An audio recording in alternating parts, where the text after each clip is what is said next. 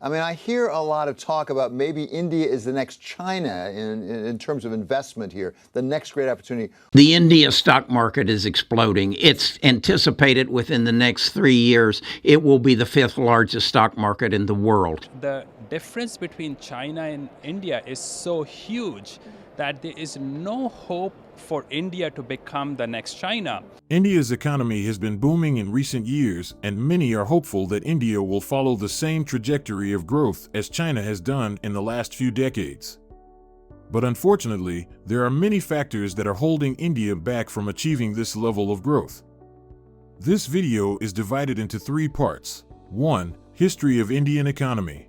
Socialism. License Raj. Liberalization of the economy in 1991. 2. Things holding India's growth. Bureaucracy. Government corruption. Lack of big reforms. Protectionism in the name of self-reliance. Overcomplicated GST. 3. Good things about India. Increase in infrastructure spending. Improvements in ease of doing business rankings. Increase in private investment. Increase in education spending. History of Indian economy. The journey of the Indian economy through the years has been quite interesting. From the 1950s to the 1990s, India was under the influence of socialism and the License Raj, a system in which the government held a monopoly on most industries. This resulted in the Indian economy growing at a slower rate than its potential. However, in 1991, the government of India decided to implement a series of economic reforms that would liberalize the economy and open it up to the world. These reforms included the liberalization of foreign exchange, reduction of tariffs and other import restrictions, and the liberalization of industrial licensing. The reforms also saw a shift to a market-based economy and the introduction of various incentives and tax reforms. Since the reforms were implemented, the Indian economy has experienced tremendous growth.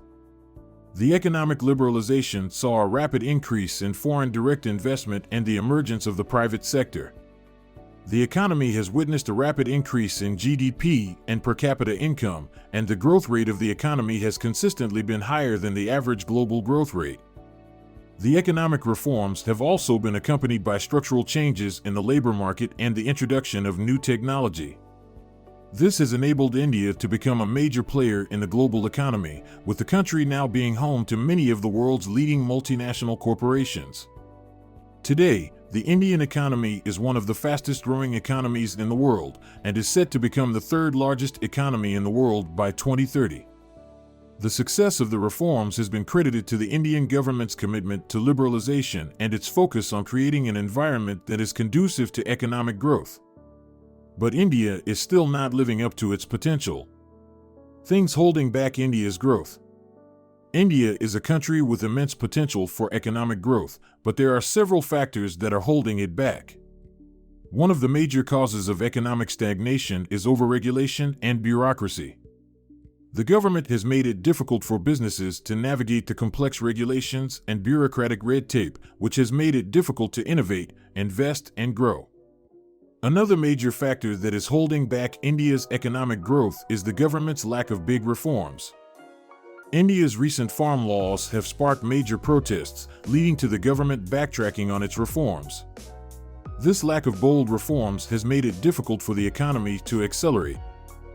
Furthermore, the government's protectionist policies in the name of Atmanirbhar have also hampered economic growth. Protectionism has reduced the flow of foreign capital, making it difficult for international companies to invest in India.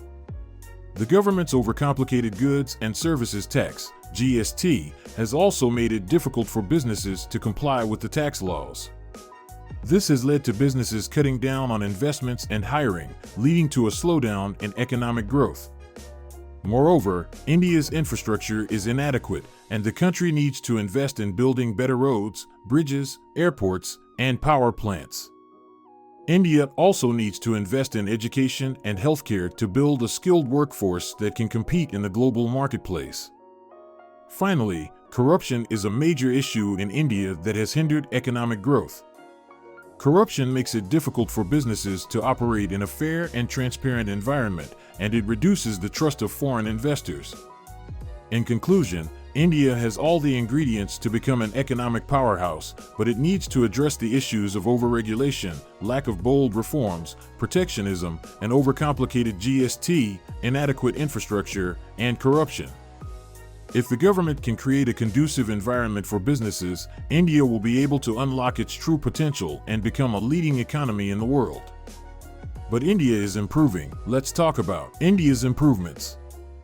Despite its drawbacks, the Indian economy is improving in many ways. The Indian government has been increasing its infrastructure spending, with a 33% increase in the budget for 2023 announced by Finance Minister Nirmala Sitharaman. This spending is being directed towards improving transportation networks and energy infrastructure, creating a more efficient and reliable network for businesses and citizens. India is also improving in terms of ease of doing business rankings. Government initiatives such as the Goods and Services Tax and the Insolvency and Bankruptcy Code have made it easier for businesses to start and operate in India.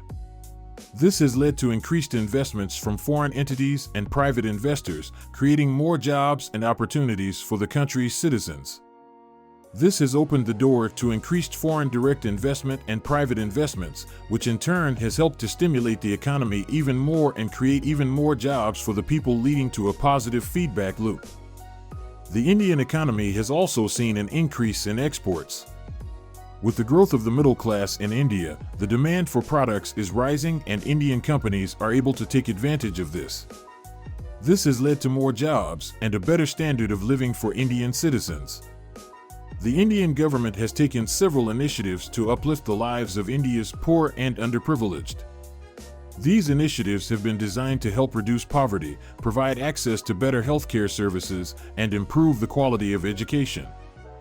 The Pradhan Mantri Ujjwala Yojana is one of the most popular initiatives of the government. The scheme provides free LPG connections to those living below the poverty line. This has enabled millions of poor families to access clean and safe cooking gas, saving them from the health risks associated with burning wood and kerosene. The government has also implemented initiatives such as Pradhan Mantri Jan Dhan Yojana, Pradhan Mantri Awas Yojana, Pradhan Mantri Suraksha Bima Yojana, Pradhan Mantri Jivan Jyoti Bima Yojana, Pradhan Mantri Mudra Yojana, Pradhan Mantri Kaushal Vikas Yojana, and Pradhan Mantri Faisal Bima Yojana. These initiatives provide financial assistance, access to affordable housing, health insurance, life insurance, loans to small businesses, and crop insurance to the poor and disadvantaged. The government has also taken steps to improve the quality of education in rural areas. The Sarva Shiksha Abhiyan is a program that provides free and compulsory education for all children between the ages of 6 and 14. The National Scholarship Program provides financial assistance to students from disadvantaged families who wish to pursue higher education. Additionally, the government has launched several initiatives such as the Rashtriya Madhyamik Shiksha Abhiyan to improve the quality of secondary education. The government has also taken steps to make healthcare accessible to all. The government has launched the Ayushman Bharat scheme, which provides free health insurance to over 50 crore families. The scheme covers over 1,400 medical treatments and diagnostic tests, including secondary and tertiary care.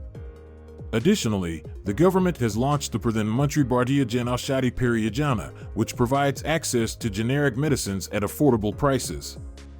In conclusion, the Indian government has taken several initiatives to improve the lives of India's poor and underprivileged. These initiatives have enabled the government to make progress towards its goal of reducing poverty and inequality in India. Overall, the Indian economy is improving in many ways. The government is investing more in infrastructure, creating a better business environment, and helping to lift people out of poverty. The economic growth that India is experiencing is helping to create a brighter future for its citizens.